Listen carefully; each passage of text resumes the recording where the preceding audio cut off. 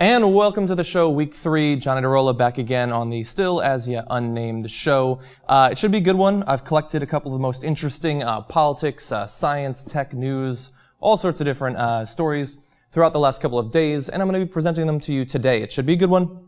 I've got some great stories, and if it turns out not to be good, at the very least it's going to be quick because I've only got about 5 or 6 stories here. But let's get right into it with the most interesting and most disgusting story of the day.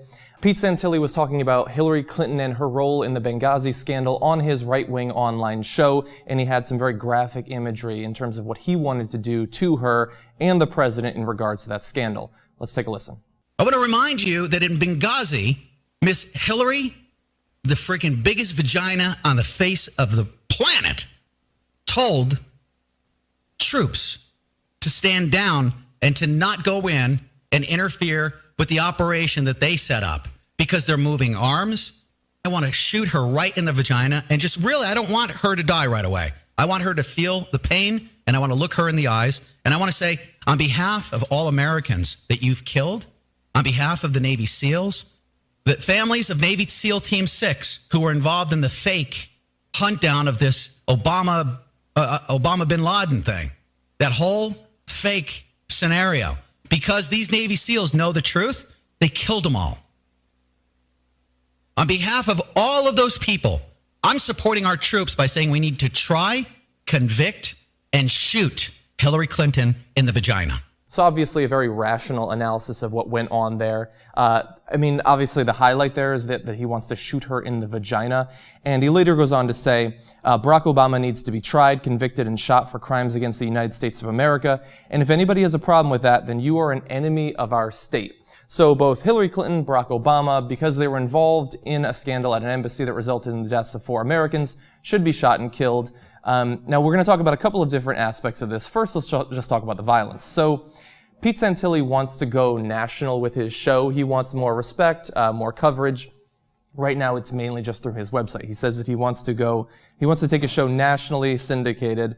That is, if people can handle his truth and honesty. So I don't know if what he was providing there was truth and honesty. I mean, I guess it was his honest opinion, but it was certainly disgusting. And so first, let's talk about the violence. I think that the right doesn't like that they're often attacked for their violent imagery. There was a lot of that in the first couple of years of the Tea Party, their use of things like gun sites and things like that. Liberals were, I think, perfectly right to criticize that. They thought that that was unfair, and yet it continues here. I mean, the fact that because you disagree with the choices of a U.S. diplomat, a U.S. Bureaucrat, that they should be shot in their genitals, that seems to go a bit far, I think, even for the right wing, even for the level of discourse that we have in this country right now. But so that's the violence.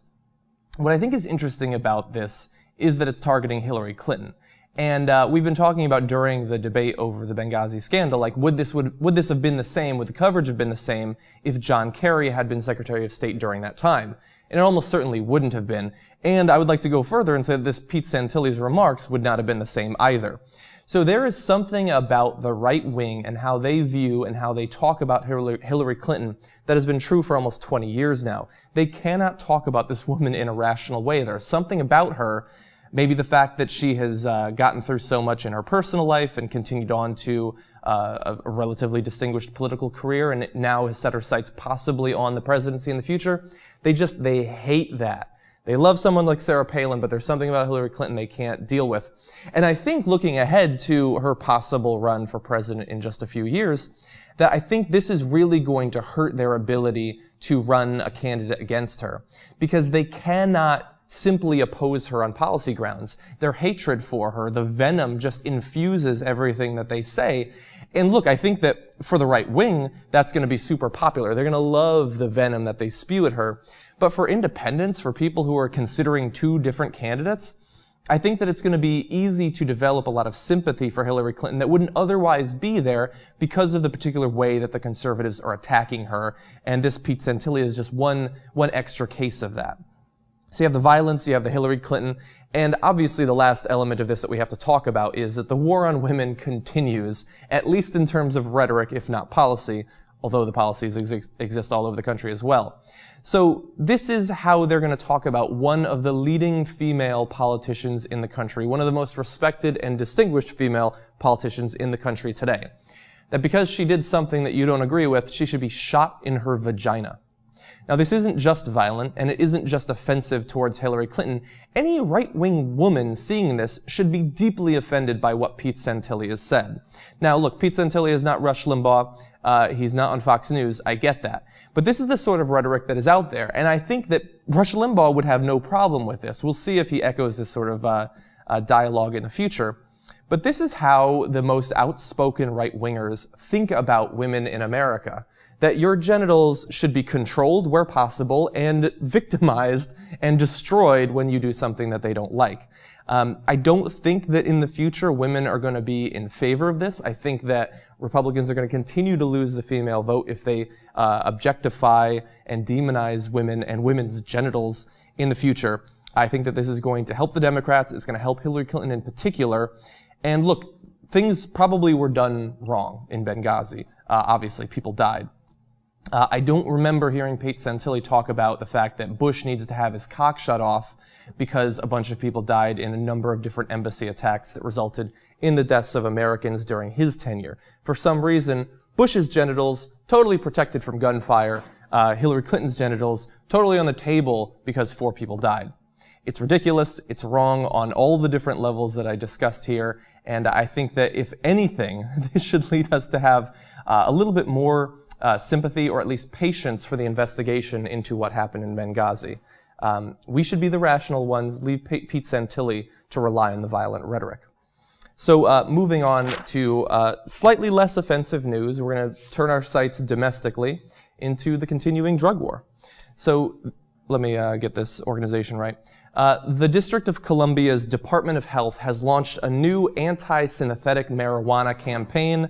There are ads in train stations, bus stations, things like this that are supposed to scare people away from these synthetic drugs. So let's put up a couple of images of those. So you get an idea of what we're working with here. The drugs in question, by the way, the synthetic forms of marijuana known as K2, spice, and other things like that, apparently aren't just going to get you high. They're not just going to lead to some forgetfulness, maybe some munchies. They'll actually turn you into zombies. I love zombies. I love The Walking Dead. Can't wait for the new season to come back in 3 or 4 months, however long it is. But this is ridiculous. And they're spending this money, presumably, to convince the youths, the people that might consider taking these synthetic drugs, to wait until there's more science on them and to scare you off from them. But look, we had reefer madness back in the 1930s. Now, apparently, they're trying to tap into the whole zombie love in this country. I don't think that these drugs are going to turn you into a flesh-eating member of the undead. And honestly, I think that, look, people love Walking Dead, but zombies, still not as big as vampires. They should really say something about this turning you into a familiar or something like that. Tap into the whole Twilight and True Blood and the whole Blade mythos. But yeah, I'm joking about this because the imagery is obviously ridiculous, but there is something serious going on here. This is another incarnation of the government's inability to rationally look at the effects of individual drugs on people. So we had, I believe, was it the ATF?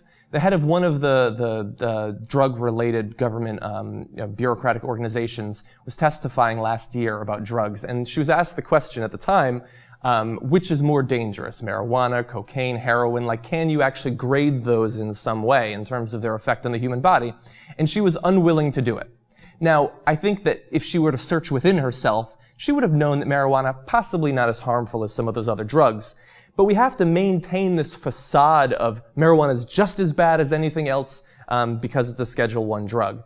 They want to maintain the war on drugs because it's obviously extremely profitable and beneficial to certain private corporations, and there are certain political parties that love to get off on supporting that. I mean, honestly, I'm talking about the Democrats just as much as the Republicans, because look at what Barack Obama has been doing in terms of cracking down on legal marijuana in different states around the country.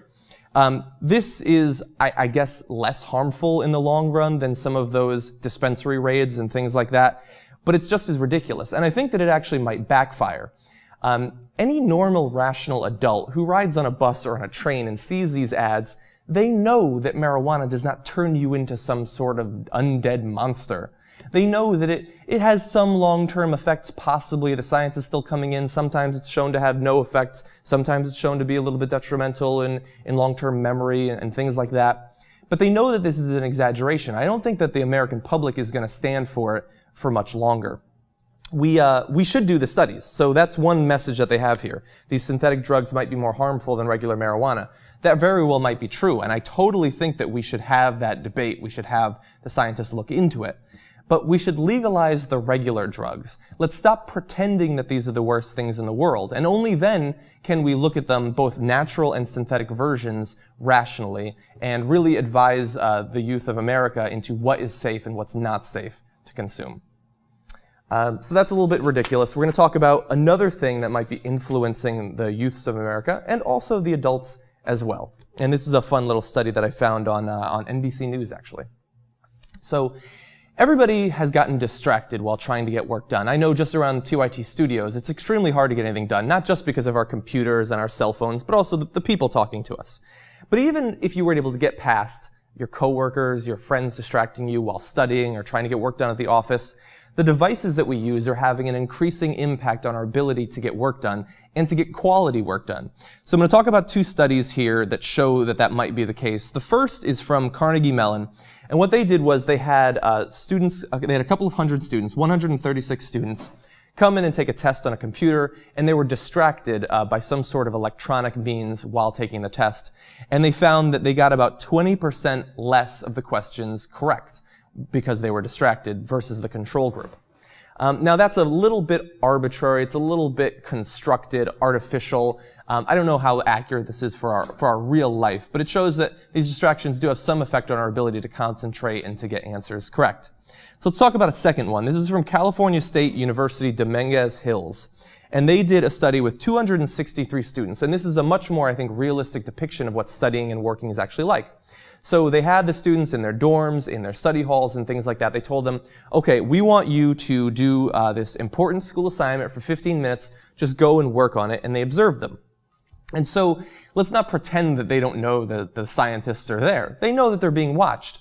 But even when they're being watched, and they know they're being watched, and they know that this is a scientific study of some sort, their so-called on-task behavior started declining about 2 minutes into that 15-minute task.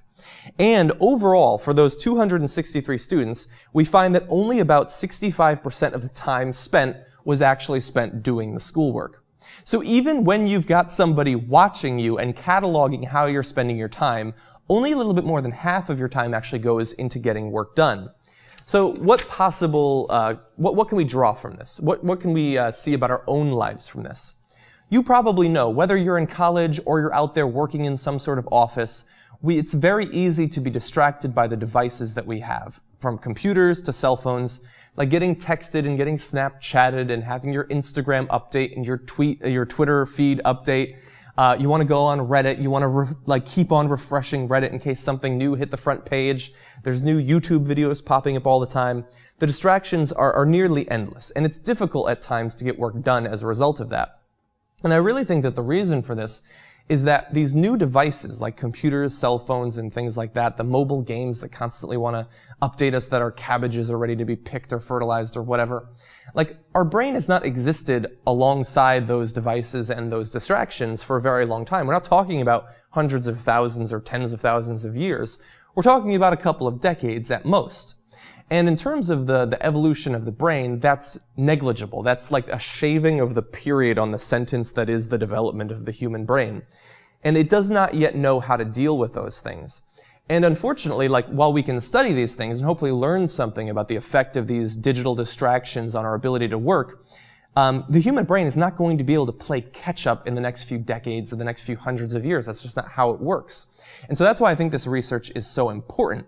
We have to understand the effect of our modern lifestyle on our ability to work, to be social, to study, to enjoy entertainment. All these different aspects of our lives can be influenced by these distractions, and I don't think that we really have a grasp yet on how big those distractions can be, how big of an effect they can have on our ability to be social and to work. Now, it's not all bad. I want to talk a little bit about the good side. Like the cell phones that distract us on the one hand also allow us to find maps on the other hand, to Google important things, to compare prices. It's not all bad. There are definitely good sides to it. We get a lot more out of, I think, wikiing something, looking things up on Google. Like, we can answer a lot of our own questions. We can learn how to do things that otherwise might have required a trip to the library and would have taken a lot of time. So you get distracted, you lose time on the one hand, but you also make up some time in being able to find things out on your own. Now, in the long run, I don't know which is going to be the stronger impact on our ability to live our lives. And that's why I think that psychologists should continue to look into it. I'm interested to know what you think in terms of, like, you know how often you're distracted by your digital devices, by your phone, by your computer, and things like that. Do you think that the good outweighs the bad? Or do you think that it's going to be increasingly hard as we get our Google Glass and updates just show up in front of our eyes? We don't have to take it out of our pocket. Which is going to have the stronger impact in the future? I'm interested to see what you think. Our last serious story of the day, well, I guess it's not that serious. It's kind of endearing, actually, but it involves the vice president. I love Joe Biden's stories. They're always a lot of fun. So Joe Biden received a letter from a 7-year-old, and it was pretty cute. He sent it to Biden. He also sent it to his representative in Wisconsin, Gwen Moore, and it said, "If we have chocolate bullets, nobody would get hurt and nobody would be sad." So that's obviously a very cute, it's a very childish view of the potential for gun control, obviously, but it's very cute. And I love that the vice president was able to eventually reply to that letter. So we've got the text here. You can see that it says, "Dear Miles, I am sorry it took me so very long to respond to your letter. I really like your idea. If we had guns that shot chocolate, not only would our country be safer, it would be happier. People love chocolate. You were a good boy, Joe Biden." Now look, I'm not going to turn this into a huge rant about our need for gun control. I think that we've talked about that more than enough in the past few weeks. In fact, this entire year since Sandy Hook. But that's adorable. For on the one hand, like, you gotta love Joe Biden as a result of that. Like, his ability to connect with a child there. Like, that kid is going to obviously bring that to show and tell, and he's going to keep it for the rest of his life. Like, ending it with "you were a good boy." Joe Biden has a lot of gaffes from time to time, but there's something very genuine and very likable about him. In fact, it's kind of weird that he wasn't able to do more in terms of rallying support for a potential presidential run. Like, I know he's probably going to try against Hillary in the next election, but I don't think it's going to work. And it's too bad, because while I might disagree with him on some of his policy stances, at least in terms of him being a human, he can be very endearing. And the only other point I want to make on this is, at some point we move on from our childish view of politics into, like, deciding on our ideology, and that evolves over time. We might like one politician or one party versus another, but we were all children at one point. I remember discussing as a child the problem of homelessness, and we thought, well, why doesn't the government just make a bunch of homes for them? And, like, as a child, I think that you're naturally selfish in your personal life, but your politics, I think, just naturally will have a thread or a vein of empathy and compassion running through them. Like, you don't want other people to be hurt. You want the world to be safe. You want people to be happy. That's how children view the world. And unfortunately, that's not how all adults view the world. And look, I'm not saying that we should work on selling chocolate guns. I don't think that will work. I think it would taste good, maybe. But that's not a solution to our gun problems. And I'm not saying that all people who want, a strong, robust, personal version of the Second Amendment to be true, I'm not saying that they're bad people or they want people to be hurt. They have their reasons. But I think that it's too bad that the values that drive politics on both sides, on the liberal and conservative sides of the American political spectrum, they don't naturally both have the same level of compassion and empathy. Like, when you want to idolize and hold up the individual as the most important political unit, and the values of our country should glorify the individual, you're naturally saying that the individual is more important than other elements of American politics. And one of those is the community, the Commonwealth. We're going to talk about that a lot in the future on this show, the individual wealth versus the Commonwealth, because it's something that drives my particular view of politics. But I think that it's interesting that sometimes, through the lens of a child, we can see what it would be like if we all had just a little bit more compassion and a little bit more empathy. So, kind of a ridiculous story, totally understand that. Sorry, the studio is so hot today. For some reason, I guess they they turned down our ability to control the AC on the weekends. Anyway, that was a cute little story. I've been meaning to talk about it all week. It's not particularly time sensitive, so I like that we were able to fit it in on my personal show. So why don't we turn next to a little bit more community interaction.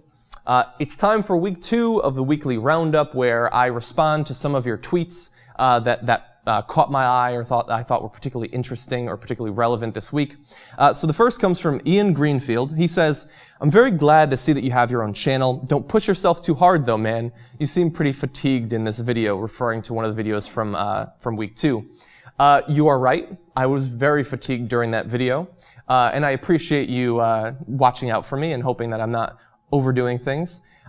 There's totally the possibility that I will do that in the future. And look, if I take a week off, that's probably why, because I needed a couple days, a real weekend to relax after the week. But I'm not just doing this to push myself or because I think that my opinion is so important that I need to get it out there. I do really believe in the value of practice, and I think that you need to get out there on a regular basis to do that. And also, look, I can be very tired when I do this, especially on the weekends. Like I was up late last night catching up on The Office so I could watch the finale. But this isn't just work to me. This is also my hobby. This is one of my favorite things to do, like getting in here and making the graphics that you see, and editing the videos and doing the producing and all that. Like for some people that would really be work, and I feel kind of bad for those people that that's their job but that they don't enjoy it. But I really do. And so thank you for the support and thank you for the concern, but at least for this week I think I'll be okay. The next tweet was from Ryan Sullivan. Says, "John, I know you play League of Legends. Have you ever played or considered playing Dota? It's free and you can play bots." As I responded to him on Twitter, yes, I do play League. I have also played Dota. Way back in the day, like maybe 8 years ago, I played a little bit of Dota, and I had to stop at the time because the racism and homophobia on there, even as a gamer, was too much for me. And people took the game so seriously. If you've played these games, these MOBAs, you know how it is.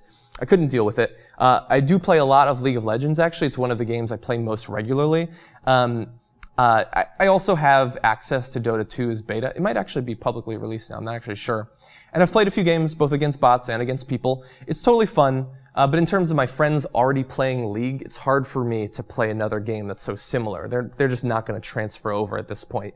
And final point on this, I totally do intend in the future to have some sort of community game, probably in League of Legends, but it's just so hard to set up because when I have free time, I don't often have hours to like tweet it out and get the text set up.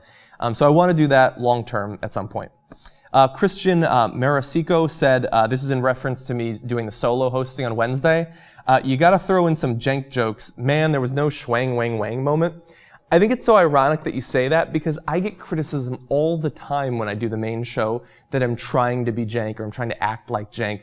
I think it's accurate to some extent in that I don't watch a lot of the mainstream cable news, telepromptered, scripted shows. I've been watching the Young Turks for like 6 or 7 years at this point. And so to the extent that I'm going to be like anybody, I'm probably naturally going to be like jank. But in terms of throwing in the jokes, it does happen naturally from time to time, but I'm not looking to make even more of those forced comparisons between us two. And so I'll probably keep the schwang wang wangs holed up inside for now. Final point, and this is referring to Friday's show where I was co-hosting with Michael Shore and RJ Eskow. Samir Perez says, should Dems hit reps immoralities more often during elections, e.g. Colbert versus Sanford, referring to that recent congressional race? I totally think they should. I like to harp occasionally on the psychological differences between liberals and conservatives, between Democrats and Republicans, and there's tons of them. And the way that they run their elections is one of the most common. Like, Democrats just don't have the spine to get aggressive and to attack in the same way that Republicans do. There are some exceptions. Grayson is a very good exception. Obviously, Cenk would not have that problem if he was running for office. But it's pretty common. I think that it's unfortunate, like, especially when they're the ones being hypocritical. Like, the things that the Republicans get up to in terms of, like, the homosexual relationships on the side, we don't have a problem with that on the liberal side at all. But when you run your elections on family values and say that you believe one thing, but then are acting another way in private, I think that then it becomes fertile for attacks, and I think that it's perfectly appropriate. So anyway, that's the weekly roundup for this week. If you have any thoughts, any suggestions, feel free to tweet them at me, and maybe you'll show up on the next weekly roundup. So that's the show for today. Obviously, it was a very quick one. Part of that, I'm going to be honest, has to do with how the show went this last week. I was on the show like 4 or 5 hours, and I feel like we just covered the IRS, the AP, the Benghazi scandals in such detail. I'm honestly a little bit politicked out, and I certainly didn't want to talk about those scandals in detail on my own show. I wanted to keep it a little bit lighter for this week. In terms of the next few weeks of the show, I had someone say that they hope that the show does not just become whatever shows didn't make the cut for TYT. And I totally understand, based on my description of the show in the past, how you might think that. But that's totally not how it's going to be. If I've chosen a story for earlier in the week and we didn't get to it, I totally thought it was an interesting story. I wouldn't have suggested it if it wasn't. So any story that shows up on here is something that I'm going to be personally interested in. In terms of what the channel will look like long term, I have no idea. Will it always be sort of this TYT style thing? Maybe, maybe not. I'd love to do some vlogs and stuff like that. The problem really is that there's different types of content I might produce, and there's already sort of areas for those. So if I did vlogs, I'd probably put them up on TYTU. If I did gameplay or something like that, it'd probably end up on Nerd Alert. And so for now, it just seems like the natural home on this channel would be for the more political stories and second hour stories and things like that. Anyway, I want to thank you for joining me for this third episode of my solo show. By the way, if you have ideas for names, still looking for a good name, haven't thought of one, been too busy, feel free to tweet those at me. And I'll see you next week for more fun political and other news-related stories.